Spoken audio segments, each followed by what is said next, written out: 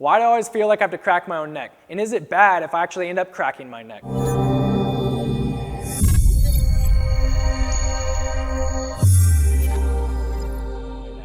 To understand this question, I think it's important to understand the physiology of why you feel like you have to do it in the first place.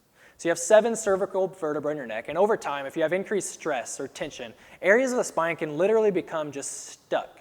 And when it's not moving properly, it's sending signals to the brain which say, hey, I would really like that to move. And so you provide some type of crack or pop or self-adjustment which gaps that joint, and it feels amazing because you release chemicals in that area called oxytocin, neurotensin, and cortisol, which decrease stress, decrease inflammation, and feel great.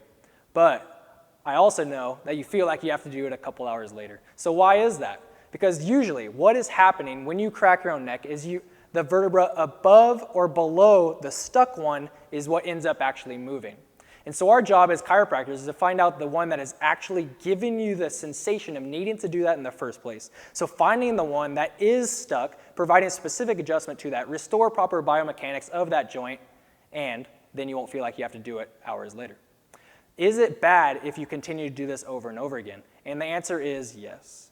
And so over time, if you have areas of the spine that aren't moving at all, it's going to lead down that degenerative process, arthritic process of wear and tear, which over time takes its effects on the spine. Likewise, if you have too much motion, if you have hypermobility within the spine, it's going to have those same detrimental effects. And so if you keep doing that repetitively, cracking your own neck, either the vertebra above or below the stuck one are going to have increased motion, which is just as bad as too little motion. So next time you feel like you have to crack your own neck, ask yourself, do I want instant gratification or long-term spinal health? If you like the information in this video, please click that little like button below, ask any further questions because we're here to help you. Subscribe to our channel for more videos, and whenever you feel like you need to do it, I would encourage you to check out this cervical range of motion routine video and schedule a consultation with a chiropractor near you.